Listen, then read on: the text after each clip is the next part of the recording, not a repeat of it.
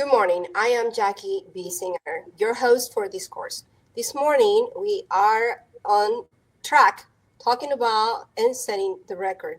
Setting the record on Lorena ISD and versus, I will say, State Board of Education member Evelyn Brooks, which after reading a scorecard post yesterday, I realized that this needed to have further conversation and for you, Evelyn Brooks, to come forward and speak up about what has really happened with Lorena ISD. And for those who don't know you, I would like for you to introduce yourself once again. Thank you. Good morning, Jackie. I appreciate you being a voice of truth for people around the state of Texas. It's good to be here with you this morning.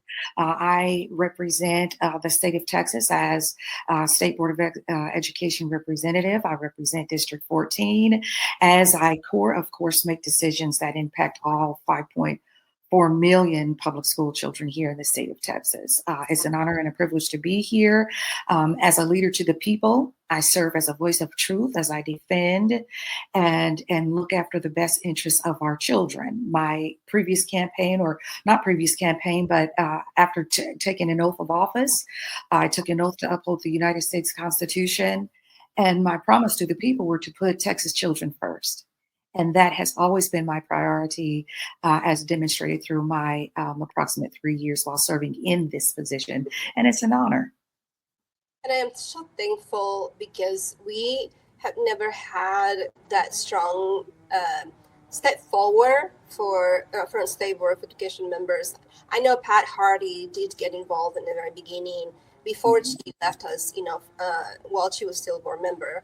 And she tried to engage and help through the process of what started, with Lorena ISD, which is a massive lawsuit because of sexual abuse of children.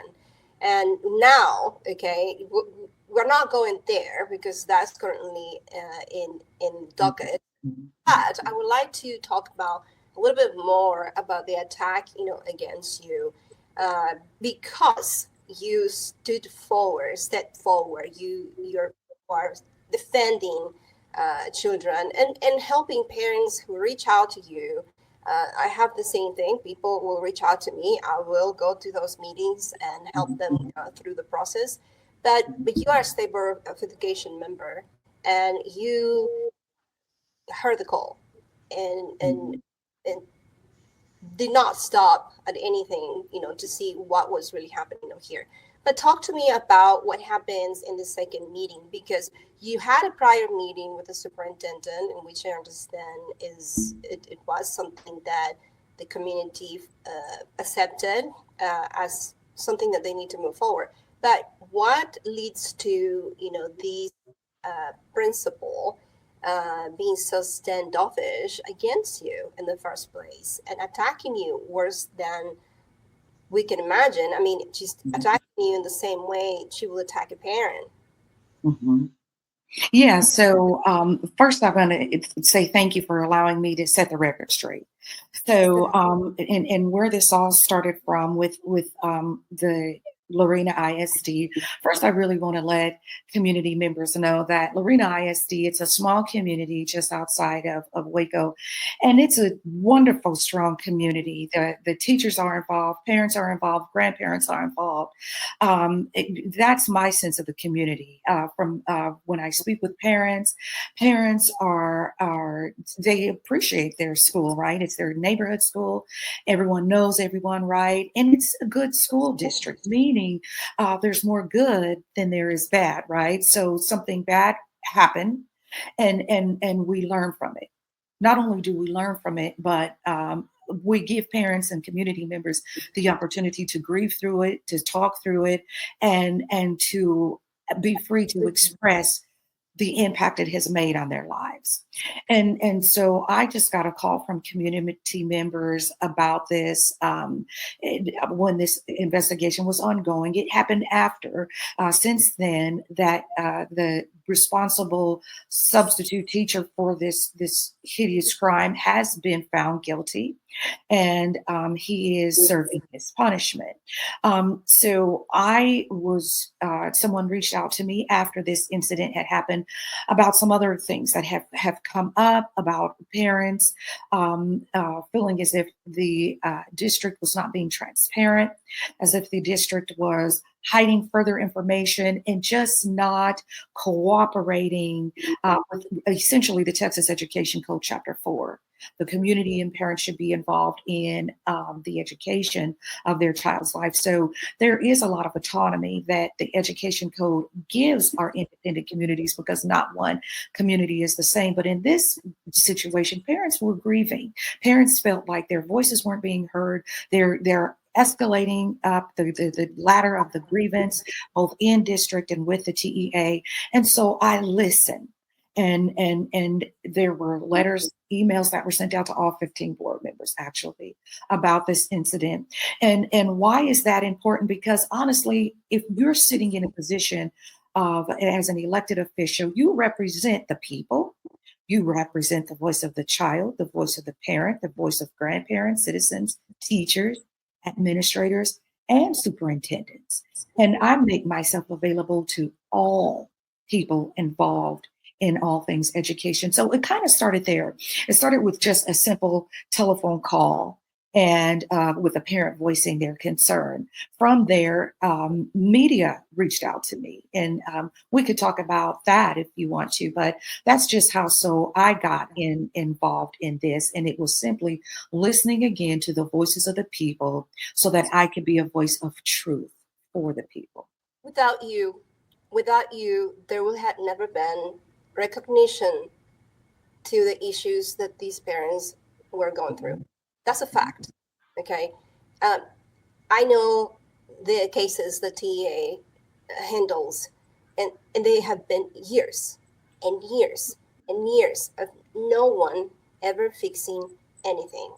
And then when there is someone like you that gets involved, there is this weird behavior that you will see from district, management, either from superintendent or the principals, because they're the ones that are the gatekeepers, right? They're the ones that are keeping all the information inside. No one needs to know, and this is a problem that we're facing with our education system. And it's not just public education; it's happening in private education as well.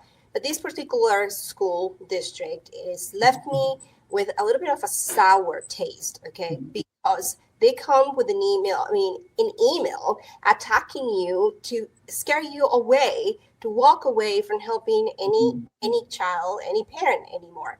And so as I read this letter that's coming from this lawyer who's absolutely in a friendly relationship with the principal, attacking you and trying to scare you away. Her words, I'm just going to have to read this because it is unacceptable for anyone to talk to a parent or any individual by saying, let me be clear. Let me be clear. Your surprise appearance. Okay, there was no surprise appearance. I would like for you to explain to me how this surprise appearance happens when there's a parent who sent an email prior to going to a meeting. And yes, this was not a serious meeting that was as heavy as the sexual abuse of the child prior, but this is a parent who is concerned, who's afraid to even go to her school and speak up because she's afraid of retaliation and ask for your help here. Explain to me how this leads to, let me be clear, from a lawyer to a state board of education member. Sure. Let me give some background information to this. So, if you will, the narrative starts with I get a phone call. Grievances are still out there that parents are speaking to, and actually, the parents in the community essentially wanted a principal to essentially step down until the end of an investigation or court case, or be moved to a different campus. And so that was simply what it was about. So the neutral standpoint that I took was, it's not an unreasonable ask that the public was asking for, Agree. until the end of this investigation, given the magnitude of the sexual assault and just the level of mistrust, between the leadership and the community. They thought it would be best that the principal involved go to a different school, while the courts were coming up with a verdict on this particular lawsuit. So just I stood a very neutral ground. I talked to a couple news media outlet just for the people's voice. I also took it upon myself to request a meeting with the superintendent. And Dr. Joe Kuchera was very receptive of that meeting. I had an opportunity to hear from the district's point of view, their reasons for keeping the principal in her position, and we had a great dialogue. And I listened to his side. I listened to the district side, and I want any district official to know, any administrator or superintendent to know that not only do we sit here representing children, we also work together with you. We work together with superintendents. We work together with teachers. We work together with administrators, board of trustees, parents, and students. Why? Because we're in the service of serving our children, right? We're in the service of serving our parents, our community members, and everyone is concerned when children are the ones who we're making those decisions for. So I include communication with everyone. Came from a very neutral standpoint where I heard from him. My takeaway from that meeting was I was very appreciative to get the district's point of view. And my takeaway advice in that meeting, I also met with the president of the board of trustees there for Lorena ISD, was to be more transparent. Have a town hall meeting, host an opportunity for community members to share what they're thinking through this whole process, and both sides come together to discuss things in an adult fashion. That was my takeaway from that visit. Now, fast forward, I had another parent from the same district who asked if I could sit in and advocate for her, just mediate. And it was very simple. This was a mother, only one child, first and only child, kindergartner, and it just wasn't working with the teacher in his kindergarten classroom for numerous reasons, right? Personal reasons. But I asked her to list all of those grievances to produce an argument for why she would like the same principal that we've been talking about throughout this, Miss Jewel, to consider moving her son into another teacher's classroom. And she was frightened. She was fearful to go in there alone and defend her son, but she knew she wanted to defend her son. She asked me, she reached out, she emailed me, and I met with her for several hours before even going into this meeting with her. So I took my time as a full-time volunteer serving the state of Texas to go to this mother, to go to her community, to have a talk with her, to even meet her son, to understand what exactly are his needs that aren't being met, and to understand the magnitude of her requests. Mm-hmm. And so I agreed to go and sit in and to mediate that. Now, that wasn't the first time I mediated a discussion between parents and principals. I've done it before throughout the state of Texas. So this, I was expecting to be no different from any other time that I've kind of sat in, especially when the communication had deteriorated or broken down in the best interest of the child, the student. And so all principals have received me well. I don't know what they think about me behind closed doors, but they have been gracious to me.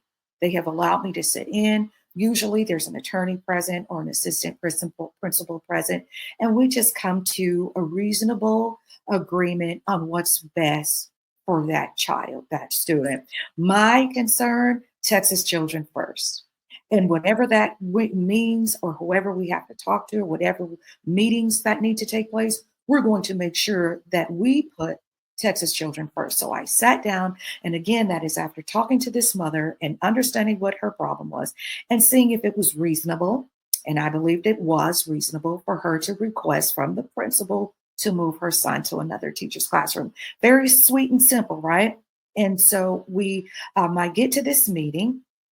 I go to check into the office. I meet with the secretary. She asks for my license, and I give the license to her, no problem.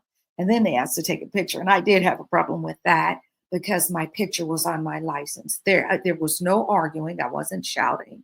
I just asked that I not take a picture when they had my license already. So I did end up taking a picture. That we settled. We agreed on meeting halfway in the middle on that, where that was my first time actually meeting Principal Jewel. And she walked in, and she was also there as I was talking with the secretary. I introduced myself to her and said I would be joining in this meeting with her today and the parent. And so I thought we were on a good foot. I went into the room where we were meeting, where the parent was sitting along with the assistant principal. And so we sat in there and waited for about 40 minutes for the principal to walk in. 40 minutes to wait for the principal. Now, I read that you were disrupting the classrooms and everything else. Mm-hmm. And let me tell you this, okay? I, as a parent that has been fully involved with all my children and going into the schools, and the office is far away from where the classroom and where the teachers are and where the children are. And for this email to say that you were disrupting the classroom and the staff, that seems to me that you are a threat to this principal and what's happening in that little school in the first place. Because you walking in created a lawyer to send you this awful, nasty letter, okay? And protecting a principal from what? From what? From a meeting that you were going to have about a kindergarten child? I like for you, yes, this is setting the record straight, that you are a defender of the children of Texas. That when you have corruption happening in a district, this is what it looks like. And it's as clear as water, Ms. Brooks. Because to me, no, it's okay. To me, this is straightforward an attack to the parents and to you coming from that district. Yes, and again, I come from a very neutral perspective, right? Because I am here to serve everyone involved in the children in the students' lives. So, just in this particular incident, I'm not here to call anyone out, but I am here to explain what happened on that day, that meeting in particular. After waiting for 40 minutes, the principal never showed up. I was notified by her assistant principal who left and came back that she would not be joining us in that meeting. So I did not meet at all with Miss Jewel that day. And under the advice of the principal, we had two choices with the parent. The parent was given the choice to have this meeting alone with the principal and the assistant principal, or they just wouldn't meet at all. And so I talked to the parent, and I said, would you like to move forward, on behalf of your son, advocating for your son, to see if they'll listen and honor your request to move him to another classroom? And I just told her I would go outside and I would just wait and allow her to sit there, without any support. And so she agreed to it. And so I walked out and I left. And that was the incident. And then after this, I got a letter from the district's attorney who represents the principal, and I was given a letter of cease and desist, essentially saying that I created a media frenzy.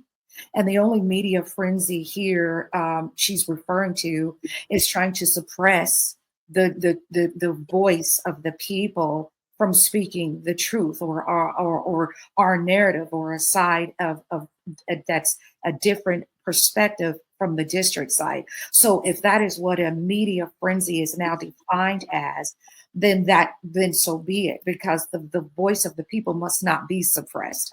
And the way that we can look at that is, if you can suppress an elected official's voice, then they'll think nothing to suppress the voice of a parent or a teacher or a substitute teacher. So really, it's not really an inviting environment where everyone is free to share their narrative of a story, right?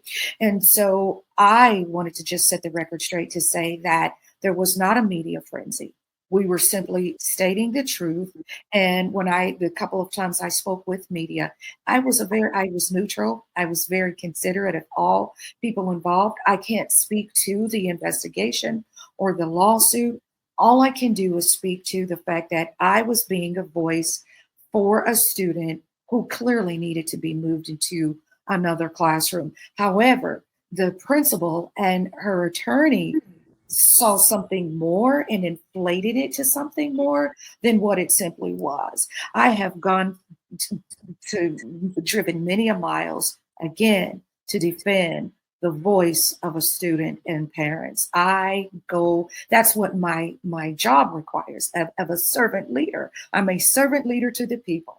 And if it's moving a child into another classroom, I am here for that. I am here for a superintendent who would like any advice. I am here for a board of trustee member. That is what I took an oath to do. That's what I am sitting in this position to do, and I don't take it lightly. So again, that meeting never happened. It was inflated to mean more than what it was. It was just simply a case where a principal just felt like she was being sabotaged, is what this says. They said I was sabotaging an investigation. That's not true. I never mentioned an investigation.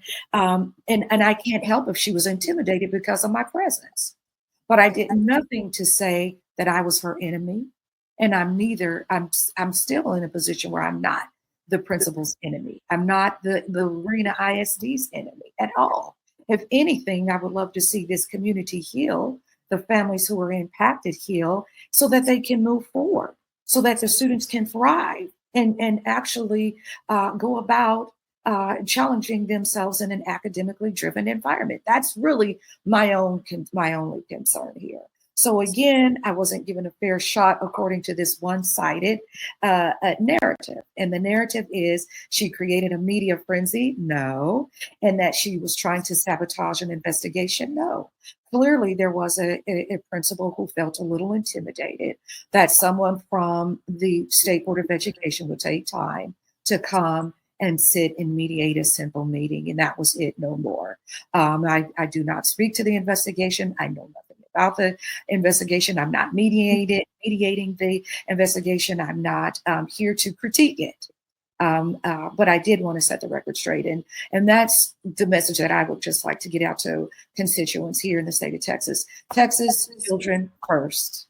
That has been my promise while running for office. And that has been my promise while serving in office. I'm your elected leader, and I am here to defend the rights and the innocence of all of our children.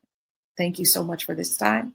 Jackie, if you had any other questions for me. I am thankful and I had gotten to know you more over the years, and to see that your heart is in the right place, and it has been from the beginning, not just with the issues of Lorena ISD, but other districts who are also running through these similar issues, that we're speaking about. And I don't think that there's much more to ask, because the email is a straightforward an attack to you for being involved. And I know parents, and I want parents that are listening to us right now to remember that they are not alone, and that there are people in office like you that will be there, not afraid of a lawsuit, because seriously, this is ridiculous. Let's go there. But for a principal to think that they can treat you like that, that means they're treating parents worse. And I want parents to stand up and to know that they're not alone. Evelyn Brooks, thank you so much for your time and for everything that you're doing, everything that you're doing that most people don't know that you're doing to defend the children, the 5.5 million children in Texas that continues to grow. Have a great day, and God bless you for all your work. God bless you as well. God bless you, Texas. Thank you. Thank you.